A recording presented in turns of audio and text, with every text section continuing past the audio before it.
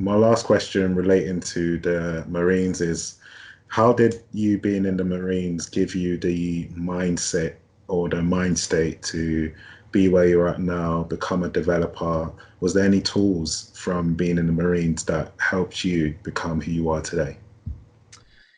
You know, obviously you always have hopefully some kind of internal passion.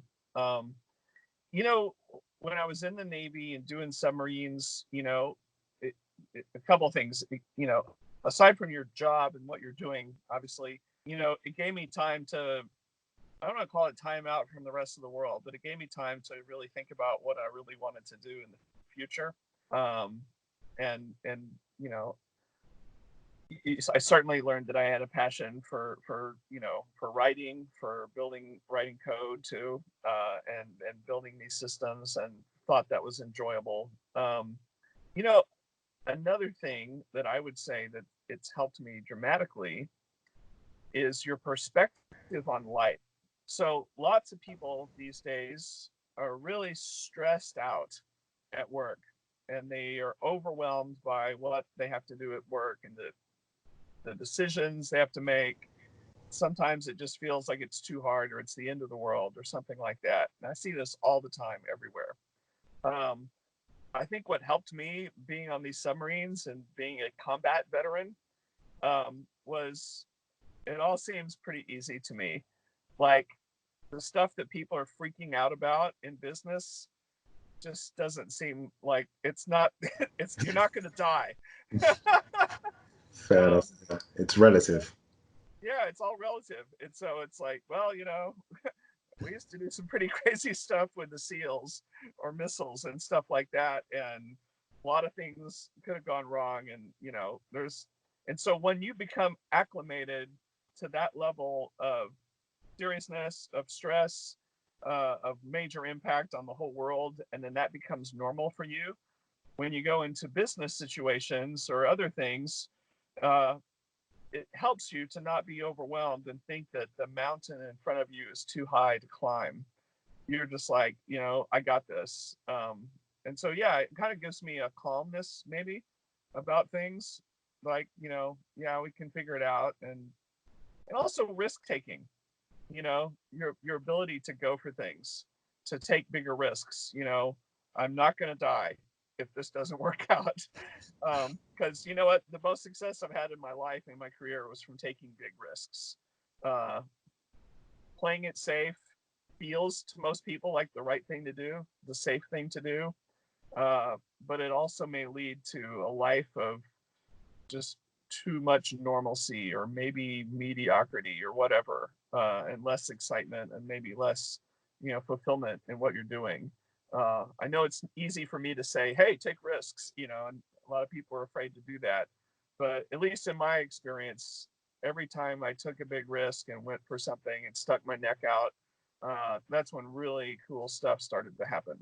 The other thing I would say too, in life and success, is kind of like what you're doing now. Start writing.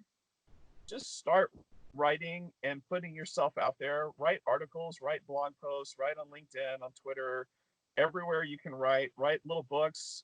It's easier than ever to be a published author. You can just write stuff for free and put it on the Kindle on Amazon. Start writing stuff. And a lot of times people are afraid to express their maybe strong opinions because they're going to get flamed and beat up by all the other people who are going to read it, and that will happen.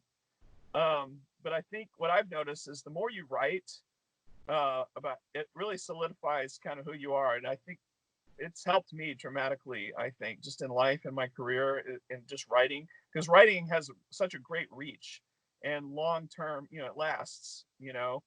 And so, and then after, when I started writing, just writing training stuff to teach other people how to do stuff. And then the next thing I knew, I was writing articles in Java development magazines. And then I started writing books. And then, and then you start speaking because you were writing. And then pretty soon you're keynote speakers at different events.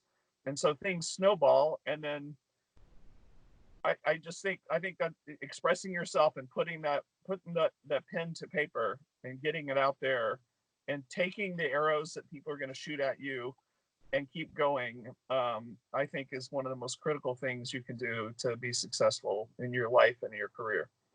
Yeah, I couldn't agree anymore. So for those people obviously listening who are thinking of going into IoT, thinking it's a risk, I'd say go for it. And those people who are thinking, what if, I think just go for it. You never know.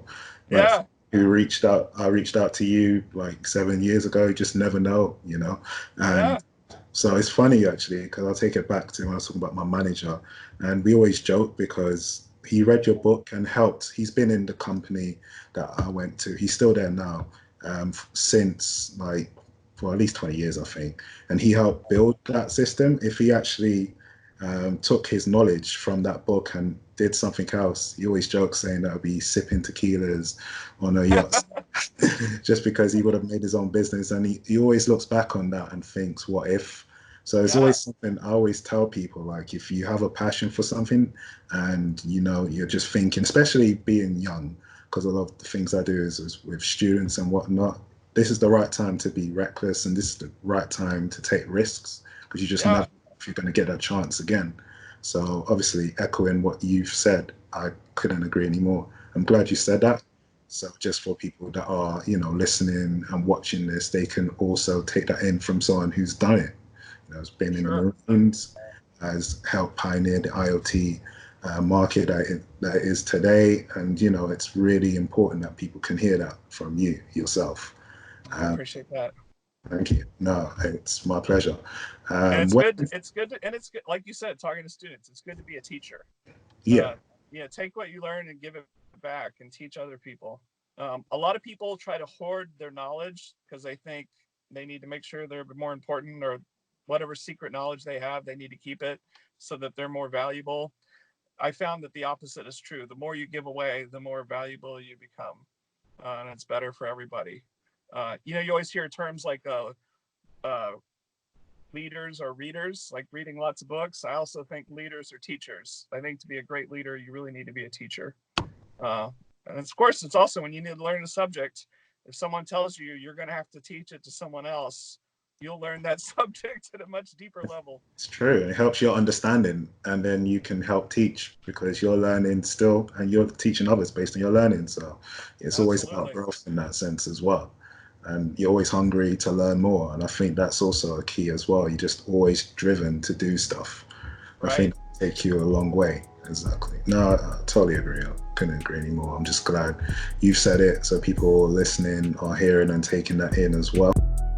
This is a SkillStruct presentation. If you like what you hear and see, don't forget to like, share, and subscribe.